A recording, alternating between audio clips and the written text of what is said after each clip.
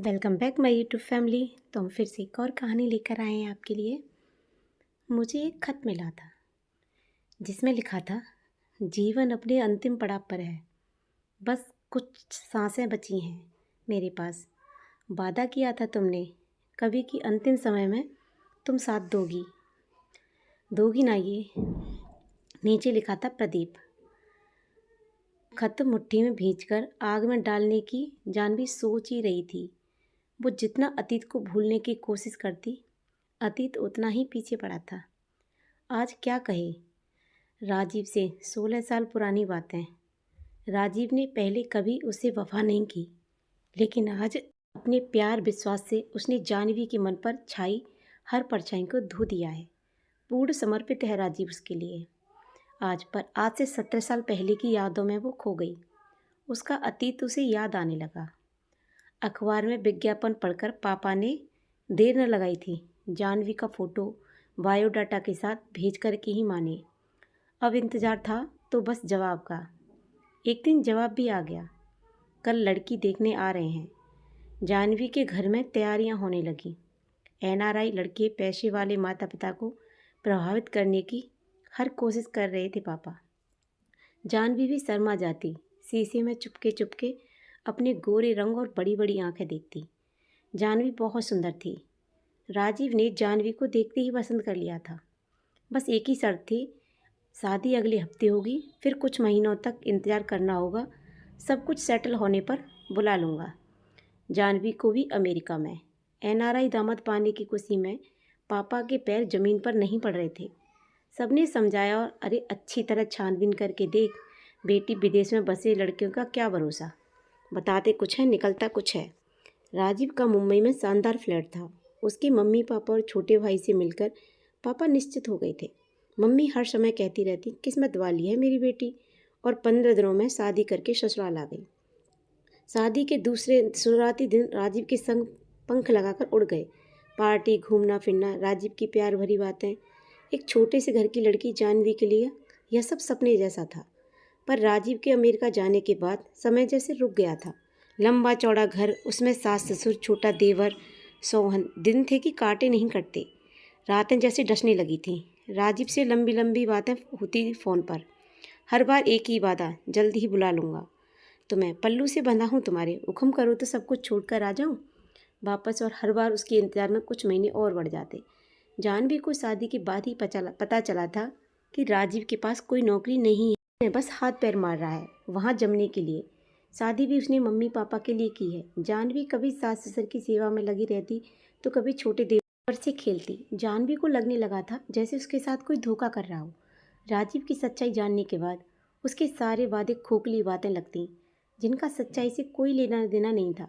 Mummy papa से राजीव की बहुत शिकायतें की उसने, पर अब लगने लगा था जैसे मम्मी पापा उसका कन्यादान करके मुक्ति पा लेना चाहते थे। एक दिन राजीव का फ़ोन आया जानवी के पास। बोला, मैं अभी 4-5 साल तक इंडिया नहीं आ सकता। एक नई कंपनी लॉन्च की है मैंने, और हाँ, तुम्हें भी नहीं बुला पाऊँगा। जानवी बोली, मैं क्या करूँ फिर? रो पड़ी। राजीव बोला, माफ़ करना जानवी, मैं आजकल रोजी के साथ रह रहा हूँ। शादी नहीं की है, पर 5 साल तक का एग्रीमेंट है। निभेगी तो शायद शादी भी कर लें। फिर बोला, मेरी कंपनी की 55% की पार्टनर है। समझ गई थी जानवी, आगे कुछ न सुन पाई। अब वह क्या करे, जैसे खुशियों के सारे रास्ते बंद हो गए थे उसके लिए। मायके में भी ऐसा कोई नहीं था जो उसे संभाल सके। सास ससुर ने ही उसे संभाला। उसकी सास बोली, बेटा जैसा चल रहा है चलने दो। यहाँ तो तुम ही राजीव की पत्नी मानी जाओगी ना। हम राजीव की जगह तो नहीं ले सकते, पर हर चीज़ पर तुम्हारा उतना ही हक होगा जितना दोनों बेटों का है। अपने आप को संभालने में जानवी को कई दिन लग गए थे। फिर समझौता कर लिया उसने। जीवन में सबको सब कुछ तो नहीं मिल जाता है ना। सास ससुर ने माता पिता की जगह ले ली थी। उनकी भी तो वह एकमात्र सहारा थी। सोहन अभी छोटा था। बेटे की गैर जिम्मेदारी ने उन्हें भी जानवी का मुंह देखने पर मजबूर कर दिया था। एक दिन जानवी बोली, मम्मी जी मैंने बीएड किया है, मैं टीचिंग कर लूँ, मन लगा रहेगा। उसने हिम्मत करके पूछ ही लिया तो उसकी सास ने खुशी से मंजूरी दे दी। हालांकि वापस मायके जाने का ख्याल उसके मन में आया था। पापा से सारी बातें कही तो उल्टा उसे ही समझाने लगे थे।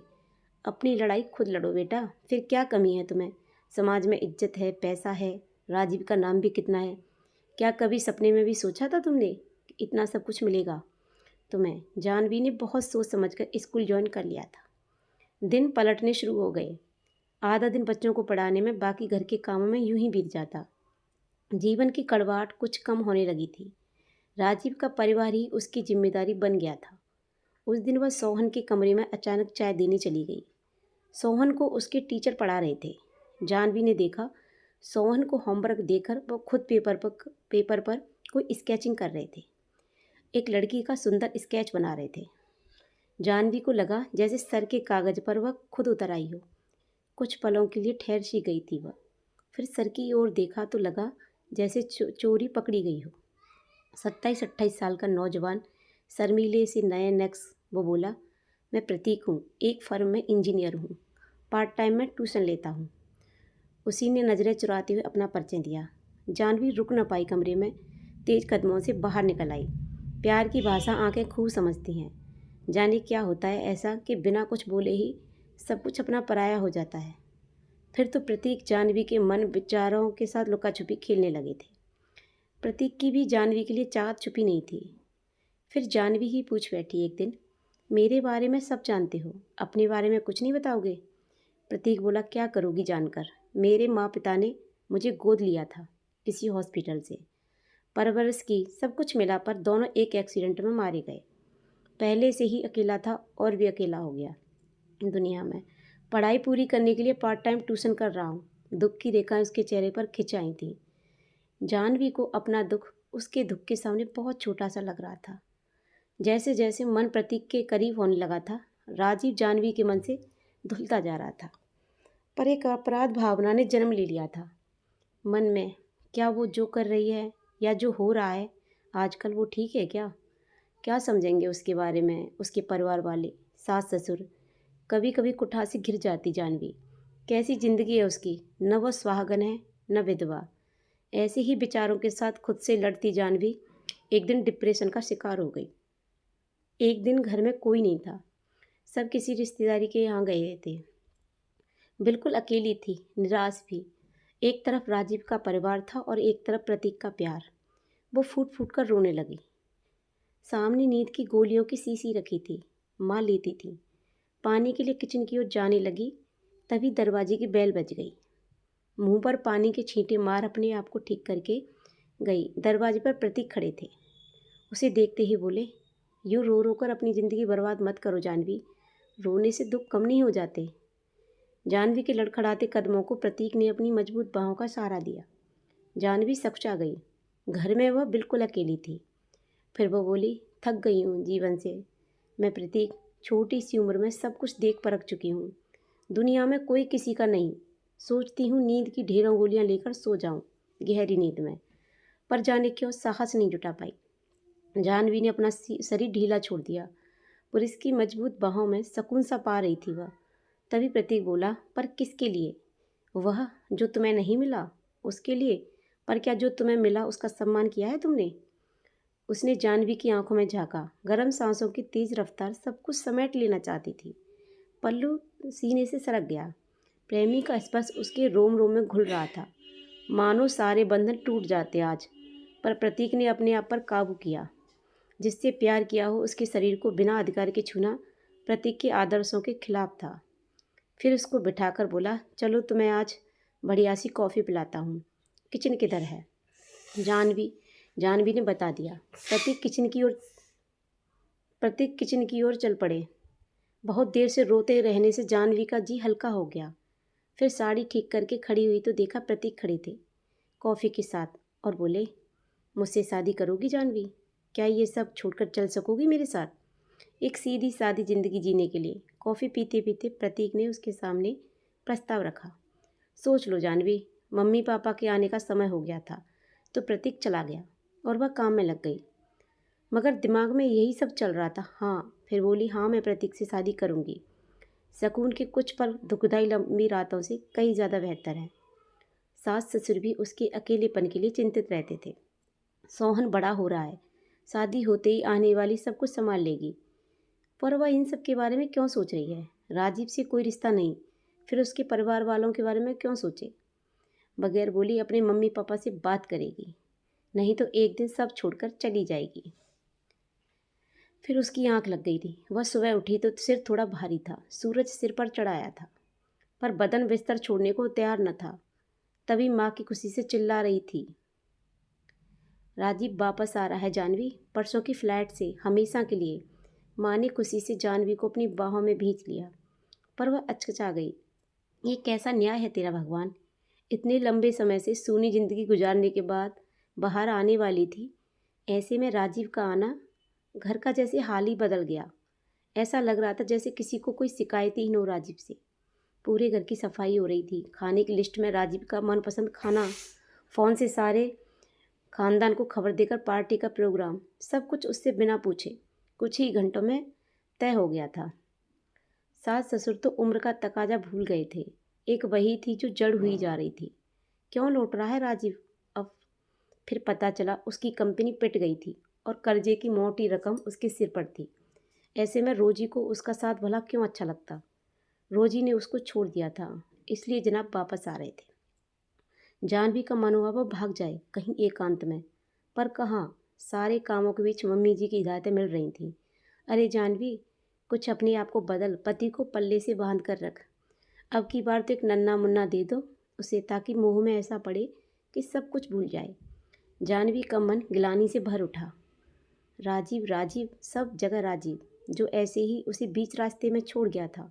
धोखे से शादी की और रोजी के साथ रहकर भी कुछ न मिला तो लौट रहा है। जीवन में जैसा उसने चाहा किया, पर जानवी को किस बात की सज़ा मिली? क्या वह राजीव को दोबारा पति का दर्जा दे सकेगी, खासकर जब प्रतीक की सादगी उसके रोम रोम में बस चुकी हो? राजीव की खुदगर्जी से उसका तन मन घायल था। जानवी का मन विद्रोह पर उतारू हो उठा था, पर भारतीय मर्यादा तो पति के 100 खून भी माफ़ कर देती है।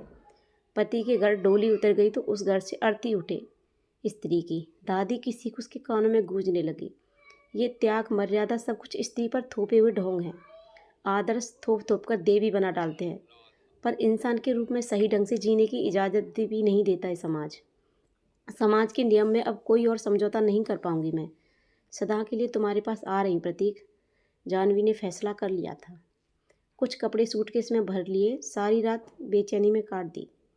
सुबह से ही घर में लोगों का आना जाना शुरू हो गया था। जानवी के माता पिता भी आए थे। जानवी ने कमरे में ले जाकर अपनी माँ को अपना फैसला सुना दिया। उसकी माँ बोली, 2 खानदानों को तबाह मत कर बेटी। पहले चली जाती तो कोई बात न थी, पर अब तो खुशियाँ अपने आप चल कर आ रही हैं तेरे पास। माँ की वही पुरानी बातें समझाने धमकाने वाली शुरू हो गई थी। तभी प्रतीक का फ़ोन आ गया। जानवी, पति वापस आ रहे हैं, नया जीवन मुबारक हो। तो मैं इतना स्वार्थी नहीं कि मैं अपने साथ तुम्हें कांटों में घसीट लूँ, पर हाँ, इतना ज़रूर चाहूँगा कि जीवन के अंतिम पलों में जब सांसें साथ छोड़ रही हों तो तुम मेरे सिराने बैठी रहो, मुझे ढूंढना मत। और प्रतीक ने बिना कुछ उसकी सुने फ़ोन रख दिया। उस दिन पिंजरे में बंद पंछी की तरह उड़ना भूलकर जानवी ने भी ज़िंदगी से लड़ना सीख लिया था। जानवी के 2 बच्चे थे अब, अच्छी खासी उम्र भी हो गई थी उसकी। वो सोचती क्या नाम दे वो प्रतीक को, पर आज प्रतीक का यह खत फिर से उसको बेचैन कर रहा था। आज फिर वह किसी की नहीं सुनेगी, कोई बंधन नहीं मानेगी, प्रतीक के पास जरूर जाएगी।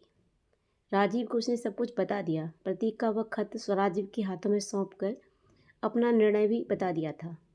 सूटकेस में कुछ कपड़े रखे, ठीक उसी दिन की तरह पैर घर की दहलीज से निकाले, पर आज किसी ने न रिश्तों की दुहाई दी न रोका।